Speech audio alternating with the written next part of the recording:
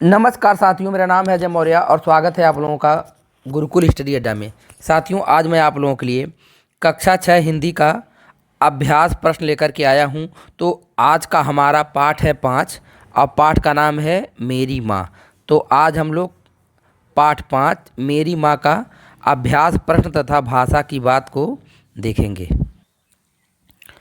तो यहाँ देख लीजिए, अभ्यास प्रश्न में आप लोगों को दिखाई दे रहा होगा साथियों। पहला प्रश्न, नीचे दिए गए प्रश्नों में उत्तर के रूप में 3 विकल्प दिए गए हैं। सही विकल्प पर सही का निशान लगाइए।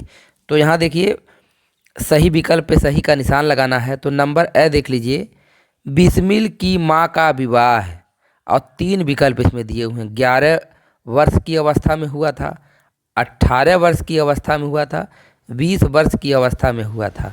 तो इनमें पहला विकल्प सही होता है, 11 वर्ष की अवस्था में हुआ था। बिस्मिल की माँ का विवाह 11 वर्ष की अवस्था में हुआ था। अब आइए बै पे, यहाँ देखिए बै को देखिए, बिस्मिल के क्रांतिकारी जीवन में उनकी माँ ने उनकी वैसी ही सहायता की जैसे नंबर का भगत सिंह की उनकी माँ ने की थी। नंबर का चंद्रशेखर आज़ाद की उनकी माँ ने की थी। नंबर का मेजिनी की उनकी माँ ने की थी। इसमें विकल्प हमारा गैर सही होगा, मेजिनी की उनकी माँ ने की थी। बिस्मिल के क्रांतिकारी जीवन में उनकी माँ ने उनकी वैसी ही सहायता की जैसे मेजनी की उनकी माँ ने की थी। नंबर से देख लीजिए, नंबर से क्या है, बिस्मिल ने माता को धैर्य धारण करने के लिए कहा क्योंकि उनका पुत्र नंबर का कायर का जीवन नहीं जीना चाहता था, छिपकर नहीं रहना चाहता था। नंबर का भारत माता की सेवा में प्राणों की बलि चढ़ाना चाहता था। तो इसमें विकल्प गैर सही हो जाएगा, भारत माता की सेवा में प्राणों की बलि चढ़ाना चाहता था। फिर सुनिए, बिस्मिल ने माता को धैर्य धारण करने के लिए कहा क्योंकि उनका पुत्र भारत माता की सेवा में प्राणों की बलि चढ़ाना चाहता था। अब आइए नंबर दूसरा प्रश्न यहाँ देखते हैं क्या है। नंबर दूसरा प्रश्न कह रहा है, बिस्मिल की माँ ने पढ़ना लिखना कैसे सीखा। बिस्मिल की माँ ने पढ़ना लिखना कैसे सीखा। तो यहाँ देखिए, बिस्मिल की माँ ने पढ़ना लिखना अपने पड़ोस की शिक्षित महिलाओं से सीखा। बिस्मिल की माँ ने पढ़ना लिखना अपने पड़ोस की शिक्षित महिलाओं से सीखा। इसके बाद नंबर तीसरा प्रश्न है, राम प्रसाद बिस्मिल ने कहा था, इस संसार में मेरी किसी भी भोग विलास की तथा ऐश्वर्य की इच्छा नहीं, केवल एक तृष्णा है। वह तृष्णा क्या थी, लिखिए। इसका आंसर देख लीजिए साथियों, राम प्रसाद बिस्मिल की तृष्णा यह थी कि वह एक बार श्रद्धा पूर्वक अपनी माँ के चरणों की सेवा करके अपने जीवन को सफल बनाए। फिर सुनिए, राम प्रसाद बिस्मिल की तृष्णा यह थी कि वह एक बार श्रद्धा पूर्वक अपनी माँ के चरणों की सेवा करके अपने जीवन को सफल बनाए। अब नंबर चौथा प्रश्न देखिए, इस पाठ की किन किन बातों ने आपको प्रभावित किया और क्यों। इसका आंसर देखिए, इस पाठ की अनेक बातें हमें प्रभावित करती हैं, जिसमें नंबर क्या देखिए क्या है, बिस्मिल की माँ का गृह कार्य की व्यस्तता के बावजूद मोहल्ले की शिक्षित सहेलियों से शिक्षा ग्रहण करना। नंबर है, बिस्मिल के क्रांतिकारी जीवन में मेजनी की माँ की भांति सहायता करना। और नंबर गए, बिस्मिल की माँ के प्रति अटूट श्रद्धा। अब आते हैं भाषा की बात में। तो यहाँ देखिए, भाषा की बात में नंबर पहला प्रश्न है, प्रबंध में प्र और परिश्रम में परि, अवलोकन में अव, निर्वाह में निर उपसर्ग लगे हैं। इन्हीं उपसर्गों की सहायता से तीन तीन नए शब्द बनाइए। तो हमको देखिए, प्र उपसर्ग अव, प्र परि अव और निर से क्या बनाना है, नए नए शब्द बनाना है, तीन तीन। तो यहाँ देख लीजिए आंसर, देखिए आंसर में देख लीजिए, प्र उपसर्ग से बनने वाले शब्द क्या है? प्रगति, प्रेरणा, प्रेरित। परि उपसर्ग से बनने वाले शब्द हैं परिवार, परिश्रम, परिणाम।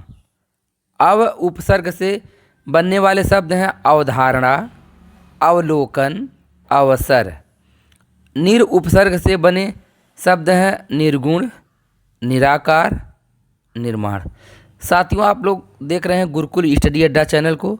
साथियों, यदि आप इस पाठ के और भी अध्याय का वीडियो देखना चाहते हैं तो डिस्क्रिप्शन में लिंक मिलेगा प्लेलिस्ट का, वहां आप टच करेंगे तो सारे चैप्टर का वीडियो देखने को मिलेगा। यहाँ देखिए, हम आते हैं प्रश्न संख्या दूसरे पे।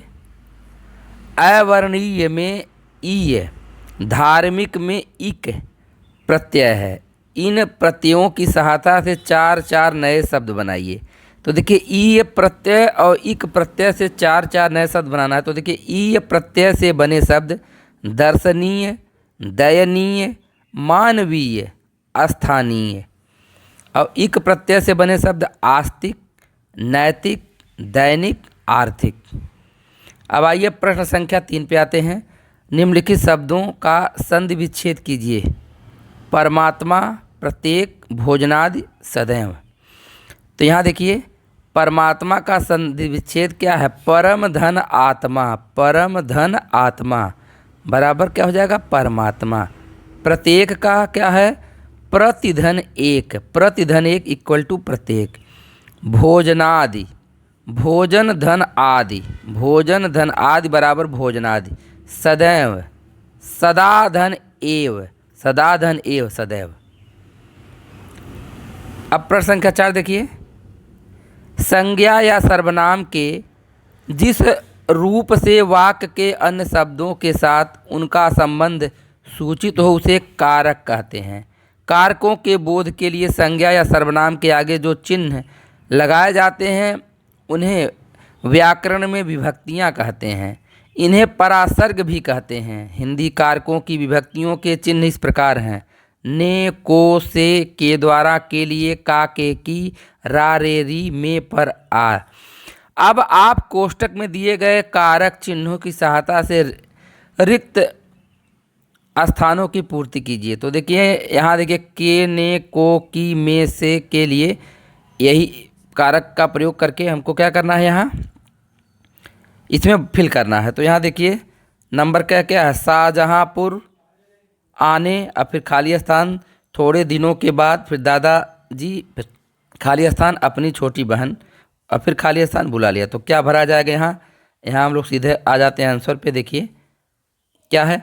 शाहजहाँपुर आने के थोड़े दिनों के बाद दादी जी ने अपनी छोटी बहन को बुला लिया।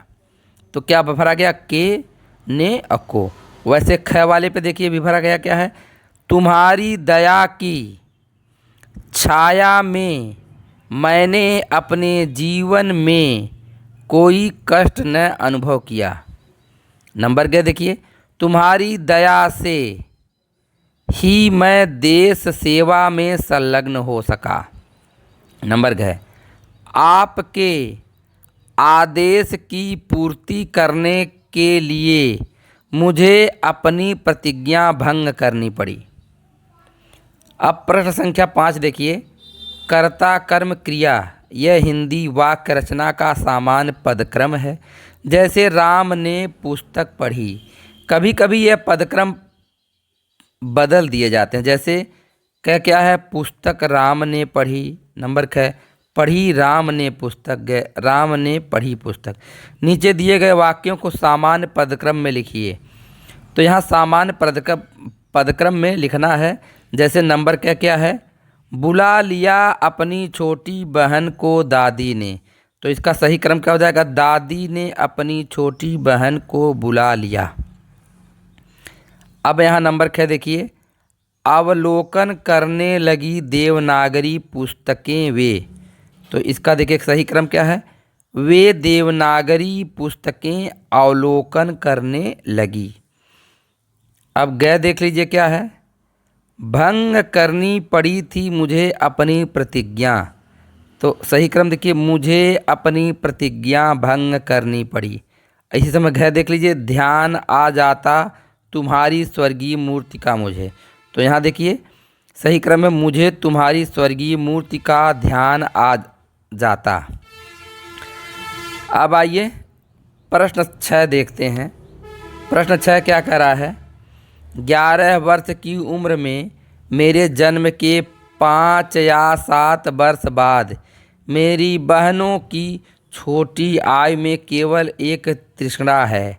आदि शब्दों के प्रयोग पर ध्यान दो तो पता चलेगा कि इनमें 11, 5 छोटी आयु केवल एक शब्द से संख्या या परिमाण का बोध या आभास होता है, क्योंकि ये संख्यावाचक विशेषण है। इनमें 11, 5, 7 तथा 1 से निश्चित संख्या का बोध होता है, इसलिए इनको निश्चित संख्यावाचक विशेषण कहते हैं। छोटी आयु से अनिश्चित संख्या का बोध होने से इसे अनिश्चित संख्यावाचक विशेषण कहते हैं। अब आप नीचे लिखे वाक्यों को पढ़िए और उनके विशेषण के भेदों को लिखिए। तो यहाँ देख लीजिए क्या है। नंबर का सभी सदस्य खा रहे हैं। कुछ लोग टहल रहे हैं। मुझे 2 दर्जन केले दो, मैंने 4 रुपये का आम खरीदा। तो यहाँ देख लीजिए साथियों, सभी सदस्य यह अनिश्चित संख्यावाचक विशेषण है, क्योंकि यहाँ पता नहीं है सभी सदस्य में कितने सदस्य हैं। नंबर ख देखिए, कुछ लोग, यह भी अनिश्चित संख्यावाचक विशेषण है, क्योंकि कुछ लोग, अब कितने लोग हैं क्लियर नहीं है। नंबर ग 2 दर्जन, यह देखिए निश्चित संख्यावाचक विशेषण है, क्योंकि 1 दर्जन में 12 और 2 दर्जन में 24 निश्चित हो गया। नंबर घ 50 रुपये, ये भी निश्चित संख्यावाचक विशेषण है।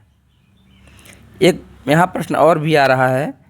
प्रश्न 7, इस पाठ की जिन बातों से आप प्रभावित हुए हों उन्हें अपनी कॉपी पर लिखिए।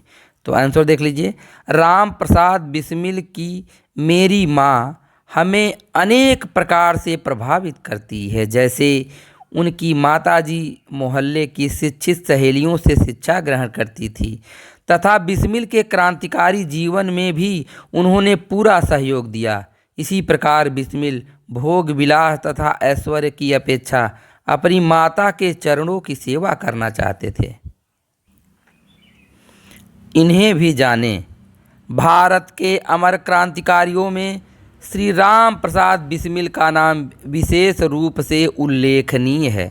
इनका जन्म 4 जून सन 1897 ईस्वी को मैनपुरी में हुआ था। ब्रिटिश सरकार का विरोध करने पर 19 दिसंबर सन 1927 ईस्वी को इन्हें गोरखपुर जिले की जेल में फांसी दी गई। क्रांतिकारी होने के साथ साथ वे साहित्यिक रुचि के धनी सफल रचनाकार थे। इन्होंने आत्मकथा, जीवनी, उपन्यास, समीक्षा, लेख, अनुवाद, कविता आदि अनेक विधाओं में अपनी लेखनी चलाई। इनकी प्रमुख रचनाएं निज जीवन की छटा यह आत्मकथा है, मन की लहर कविता संकलन, बोल सेविकों की करतूत यह उपन्यास है, कैथोराइन जीवनी आदि। तो इस साथ वीडियो समाप्त हो रहा है। वीडियो पसंद आया तो लाइक शेयर कमेंट करिएगा। और भी वीडियो देखना चाहते हैं डिस्क्रिप्शन में जाइए, वहाँ लिंक मिलेगा, देख सकते हैं। धन्यवाद।